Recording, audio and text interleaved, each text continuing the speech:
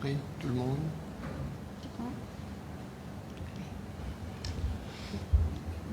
Bonsoir, amis de la presse, bonsoir. Bienvenue au Prime Minister's Office pour nous press briefing du National Communication Committee sur le COVID-19. Comme on a observé, la situation dans le monde actuellement nous dépasse les 60 millions de cas, donc 60 millions 787 572 cas avec 1 428 215 décès, presque 1,5 million décès. En France, 2 170 097 cas avec la barre de 50 000 décès fin franchie cette semaine. L'Angleterre, 1 557 007 cas avec 56 533 décès. Les États-Unis, 13 139 882 cas et le nombre de décès finit augmenté aussi à 268 262. À La Réunion, à côté de chez nous, donc dans l'océan Indien, La Réunion, 7 836 cas avec 39 décès. Seychelles, 166 cas, pas de décès. Madagascar, la situation se stabilise avec 17 341 cas et 251 décès. Comores, 707 cas, 7 décès. Mayotte, 5 181 cas et 49 décès. Chez nous, à Maurice, aujourd'hui, pas de nouveaux cas. Sur la semaine écoulée, donc dernier press briefing que nous avons fait, c'était jeudi dernier, le 19. Et depuis jeudi à ce jour, nous finissons enregistré 4 nouveaux cas, tous les 4 importés. Le 23 novembre, nous avons 2 cas importés depuis dans l'Aisne. Le 24 novembre, un cas importé depuis La Réunion. Et le 25 novembre, un cas importé depuis Dubaï. Donc 4 nouveaux cas en une semaine, et qui amène nous à un total de 498 cas positifs à Maurice, avec, dans ces 498 cas-là, 284 cas importés et 214 cas locaux. Je me rappelle que le dernier cas local, nous avons le 12 novembre, c'était la personne qui s'est contaminée avec ce papa qui lit un cas importé et qui saute dans l'hôpital INT. Donc 12 novembre, dernier cas local. Et le contact tracing pour ce cas local-là, qui est dans 39 contacts plus ou moins directs.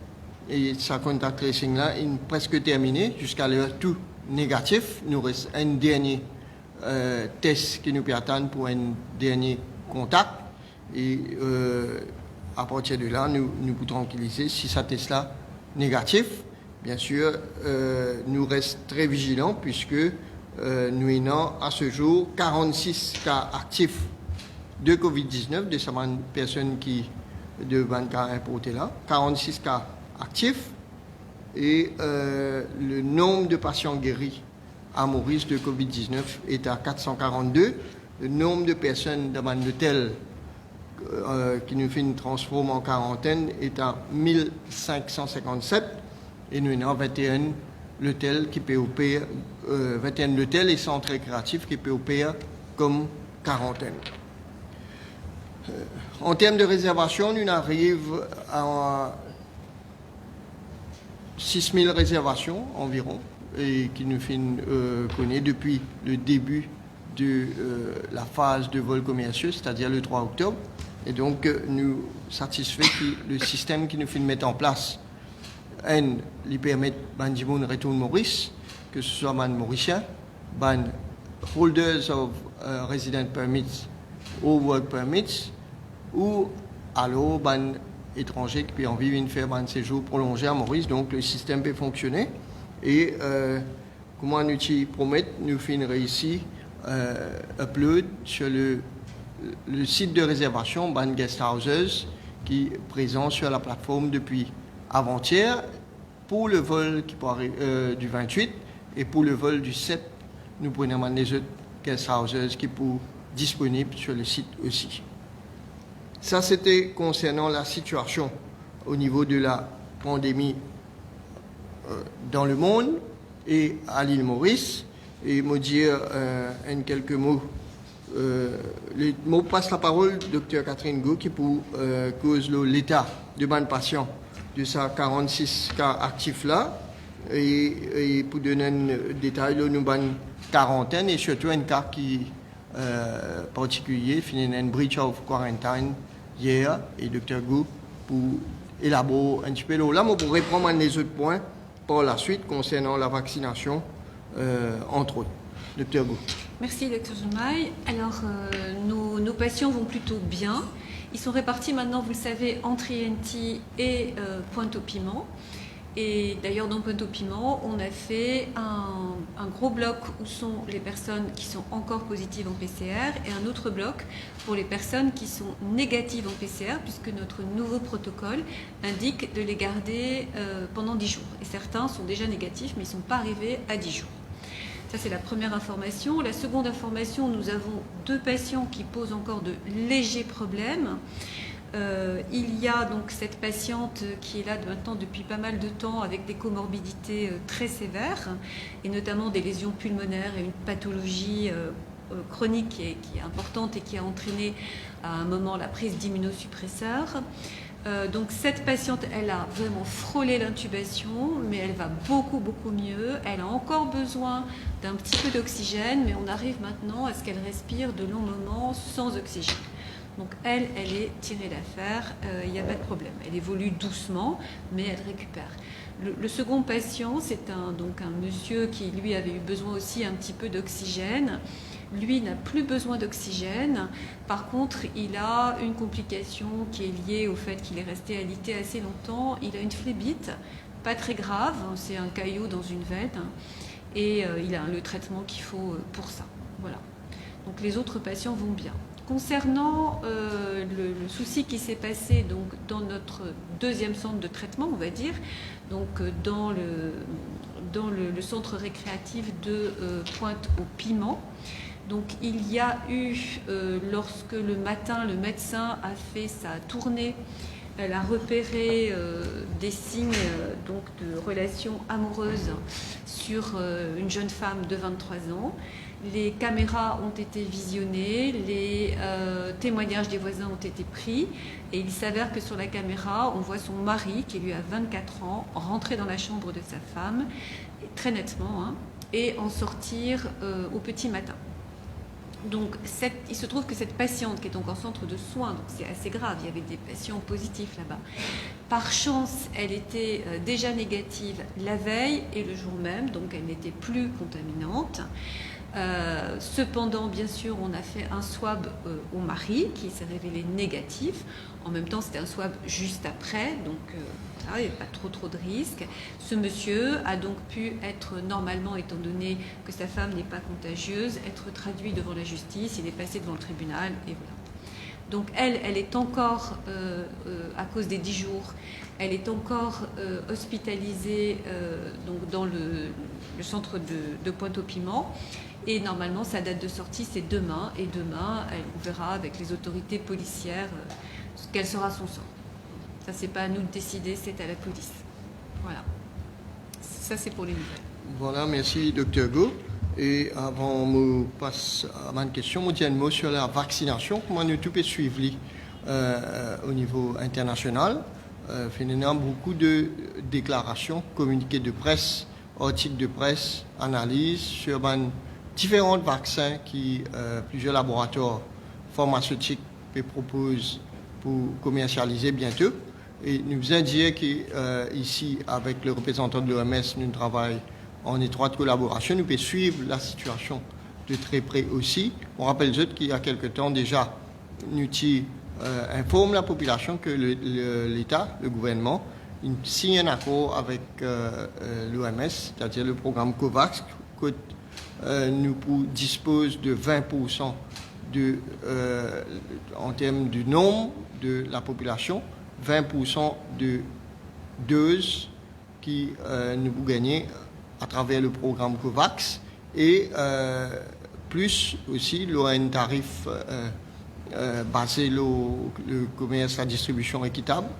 Et ça, c'est côté l'OMS.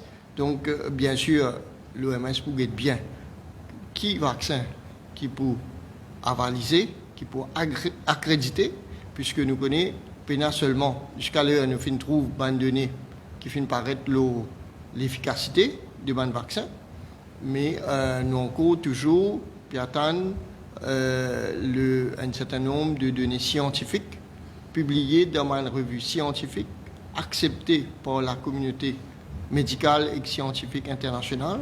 Donc, un élément qui n'est pas encore communiqué, c'est apporte l'efficacité de façon précise et documentée, et il y a l'innocuité, c'est-à-dire que le vaccin là, il est sans risque, et il y a aussi la durée de l'immunité qu'il peut conférer, et il y a aussi la façon de faire, c'est-à-dire le nombre de doses, puis il y a aussi, nous connaissons la façon qui peut bien transporter, mais surtout, nous devons connaître quel type d'immunité qui nous peut gagner avec ce vaccin-là. Est-ce qu'il empêche de gagner la maladie complètement? Est-ce qu'il laisse gagner la maladie là, mais il faut m'atténuer? Donc, comment je peux finir comprendre, il y a encore beaucoup de questions qui nous ont besoin de gagner une réponse. Bien sûr, pareil comme beaucoup de monde, et au niveau international aussi, nous pouvons attendre qui gagne un vaccin qui remplit tous les critères qui tout un vaccin remplit habituellement, et nous le gouvernement prend toutes les dispositions pour implémenter un programme vaccinal le plus rapidement possible dès que tous ces critères-là les satisfaire. Et à part le fait que le gouvernement finit l'accord COVAX avec l'OMS, qui aussi donne une garantie financière, hein. Donc il y a une affaire extrêmement sérieuse, une garantie financière finie donnée par rapport à sa vendeuse-là. Et à part ça, le ministère des Affaires étrangères, le gouvernement à informer la population que le ministère des Affaires étrangères est en contact avec le gouvernement indien, puisque dans tout état de cause, dans n'importe quelle situation, l'Inde sera un des plus gros producteurs mondiaux de ce vaccin-là. Donc, vaccin qui pour avaliser, et bien sûr, l'État mauricien prendre une disposition avec l'État indien pour guetter, pour faire en sorte qu'il nous capable de bénéficier de plus de doses qu'il nous peut gagner avec l'OMS. Nous peut cause là un supplément, un nombre de 1 million de doses additionnelles. Donc tout ça, bien sûr, c'est au stade de négociation, c'est au stade de demande, et la plus grande question qui vient répondre pour le moment, la plus grosse interrogation, c'est qui vaccin qui peut franchir la ligne commerciale avant, et qui vaccin qui peut plus safe pour la population. Donc ça, c'était un mot sur la vaccination. Bien sûr, nous tenir à dire à la population que nous pouvons suivre ce développement-là de très très près, et dès qu'il est possible, le gouvernement pour démarrer un programme vaccinal pour protéger encore plus la population. Voilà, c'était ce que nous tenions pour dire aujourd'hui concernant l'épidémie de Covid-19. On passe la parole pour une question éventuelle, si il y en a.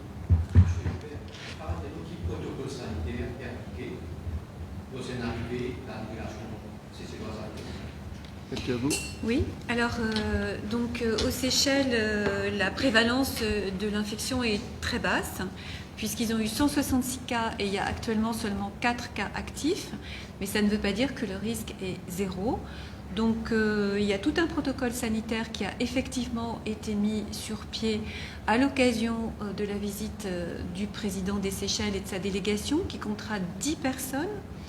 Donc cette délégation aura un swab et un test PCR dans les 72 heures précédant son arrivée, et les 10 personnes seront à nouveau swabées dans l'avion. Les swabbeurs monteront à bord pour que ce soit plus rapide, et on pourra obtenir les résultats en 2 heures à peu près.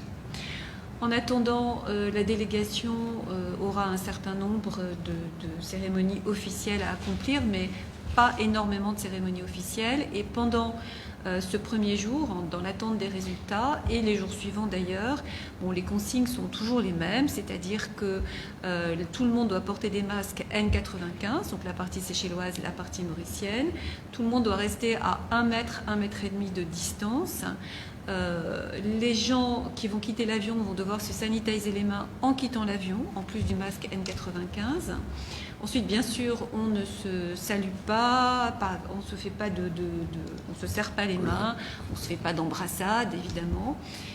S'il y a des échanges d'objets, il peut y en avoir, on se sanitise les mains des deux parties également. Et puis après, il y a des protocoles spécifiques pour, par exemple, s'il y a une réunion dans une pièce, une sorte d'amphithéâtre par exemple, ou une salle de spectacle ou quelque chose comme ça, on va respecter les distances physiques de un siège sur 2 de façon à ce que les gens soient bien éloignés. La distance est très très importante et de toute façon, il y a, je crois, 2 sites importants qui doivent être visités par la délégation. Il n'y aura aucun contact avec la population mauricienne. Les gens vont être tenus à distance au moins 3 mètres. Ça ne veut pas dire que la population ne pourra pas être à distance, mais il n'y aura aucun contact et aucune proximité, même pas à 1 mètre, 1 mètre et demi, 2 mètres. Voilà. Donc tout est prévu pour les différentes étapes.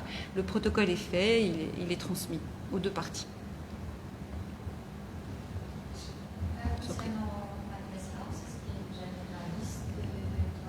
Enfin, celui qui finit upload pour le vol du 28, mon cours, il y a une guest house à Pointe-Sable. Donc, il s'appelle Rivabella, il me semble. Oui, il y a plusieurs guest house qui font la demande, mais il y en a qui finissent rejeter parce que je n'ai pas satisfait les critères du ministère de la Santé.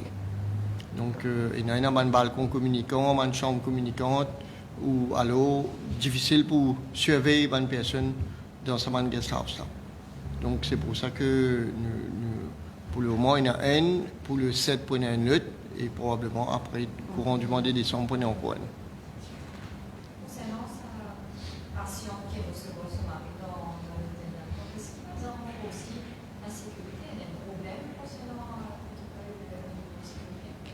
Écoutez, il y a des SMS qui sont sur la plage, qui surveillent des 2 côtés l'entrée, puisque la personne est passée par la plage. Donc, ils sont là, ils surveillent. Peut-être qu'ils avaient à ce moment-là... Vous savez, c'est pas impossible aussi. On a beau avoir quelqu'un qui garde en permanence. Ces hôtels de mer, ils ont quand même une large fonction sur le littoral. Et donc, il suffisait peut-être que le monsieur ait le dos tourné, celui qui surveillait regardait à un autre endroit. C'est possible. Le monsieur a peut-être été très malin, il a guetté et puis voilà, il est passé. Hein. Donc on ne dit pas que c'est impossible de pénétrer dans un centre de quarantaine. Par contre, ce qu'on dit, c'est que si jamais on essaye de jouer à ça, on encourt des peines de prison très importantes et aussi des amendes très importantes. Donc, et puis surtout, on est quelqu'un de totalement inconscient puisqu'on met en jeu la santé de la population mauricienne. Donc c'est aussi une question de respect de soi et de respect des autres. En l'occurrence, le monsieur, il a vraiment commis un acte grave, très grave. En plus, c'était même pas une quarantaine, c'était un centre de soins. Donc imaginons que sa femme ait été positive encore, vous vous rendez compte de ce que ça aurait fait. Bon, on a eu de la chance. Mais... Nous commençons à relativiser parce que nous avons fait rapatriement de 9500 personnes qui finiraient en quarantaine. Et depuis la phase de vol commercial, nous presque arrivons à 6000. Donc, à dire grosso modo, nous arrivons à 15 000 personnes qui nous font une garde en quarantaine pour 14 jours. Et par incident, il me semble, il y en a moins de 10. Donc, il y a un incident, il peut, mais quand même, nous avons fait un appel à la responsabilité de tout un chacun parce qu'effectivement, chaque fois qu'il y a une personne qui casse les règles de la quarantaine, c'est toute la population qui met en danger et c'est la santé de toute la population qui est en péril à cause de l'indiscipline, l'irresponsabilité, la négligence d'une personne sur le coup qui prend une décision qui n'est pas bien. Nous refaisons un appel à la population. La population en général, parce que nous trouvons Bandimoun dans la communauté, rentre dans une quarantaine et nous trouvons des gens dans quarantaine pas respecter les règles. La loi bien sévère, mais quand même, nous pouvons trouver qu'il y a certains gens qui sont inconscients. Donc, nous pouvons renforcer, nous pouvons toujours renforcer le dispositif de sécurité dans une quarantaine. Mais comment nous trouver, de temps en temps, nous avons un bon cas, il y a des gens qui enfreignent les règlements. Oui, il y a aussi la appel de Lisbonne qui nous met en question le cadre de tests PCR, donc au niveau de Maurice, qui veut penser, voilà, et donc est-ce qu'il y a une question décisive? Non, en fait,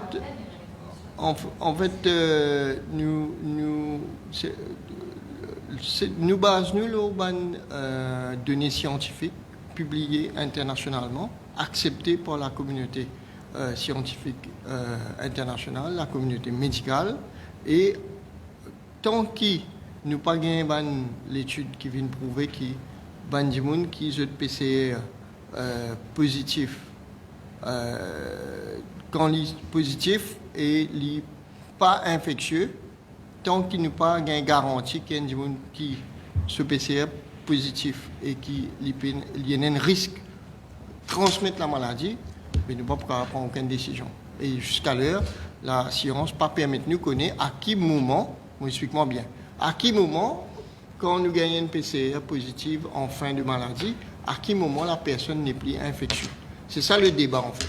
On peut dire qu'en fin de cours de la maladie, le PCR reste positif, mais la personne n'est plus infectieuse. Mais nous n'avons aucun moyen de connaître quand ce moment-là est arrivé et nous finissons trouver qu'il y a des gens qui finissent négatifs même et après finissent positiver.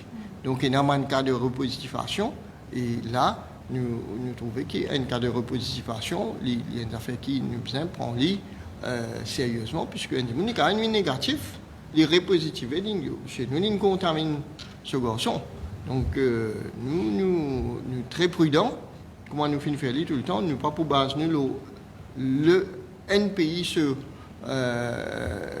règlement qui peut tirer, nous avons qui l'OMS peut dire, nous avons nos protocoles nationaux, nous avons l'expérience au niveau national, puisque nous gagnons une certaine expérience, nous contenons la maladie assez rapidement et nous avons un protocole qui permettre nous rester Covid safe. Donc nous vous inquiétez de nous. Oui, je rajouterais une chose, c'est que j'ai lu finalement cette décision, c'est une décision d'une cour de justice, c'est pas une décision médicale, c'est sur un cas particulier en fait. Et la communauté portugaise médicale, elle a dit qu'elle n'était pas forcément d'accord avec cette décision et pas du tout d'accord avec cette histoire de 3% seulement des gens qui ont des PCR. Ça, c'est vraiment n'importe quoi. Hein. Là, oui, c'est vrai, il y a des moments où on peut avoir des doutes, et comme le dit très bien Dr Zoumaï, on ne peut pas savoir pour l'instant.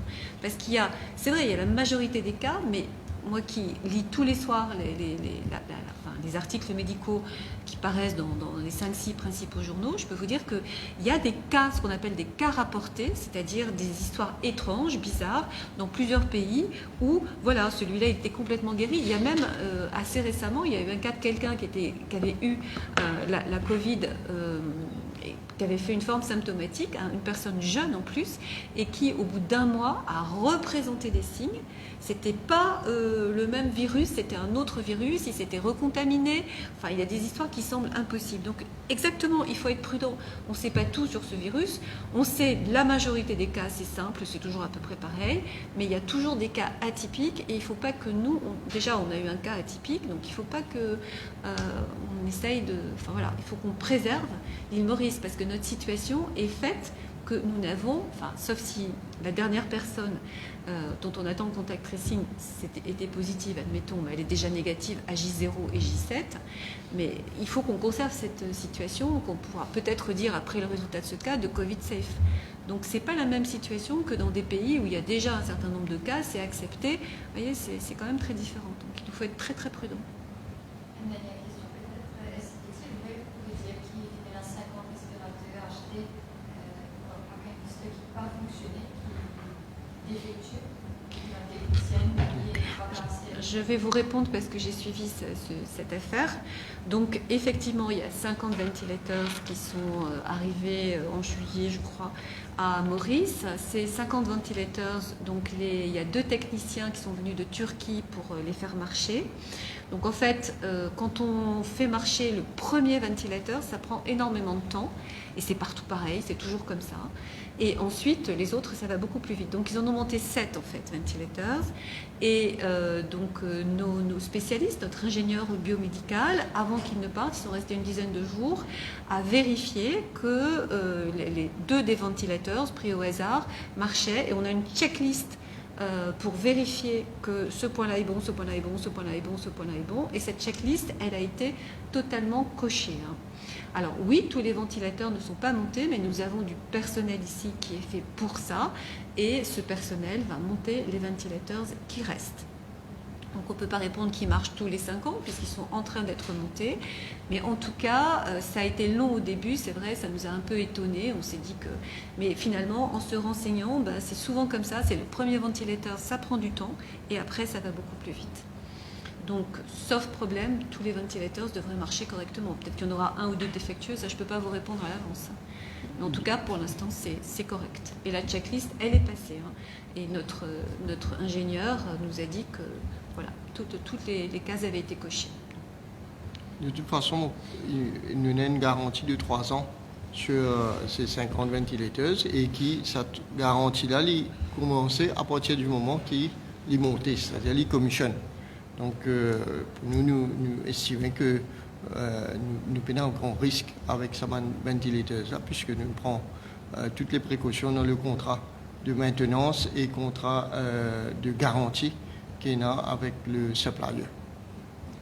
Et là, actuellement, pour tester ventilateur, nous ne pouvons pas tester seulement le module, puisque bon, nous prenons patient.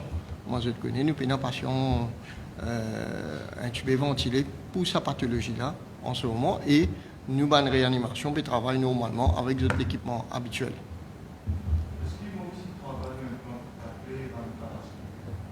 D'après quoi?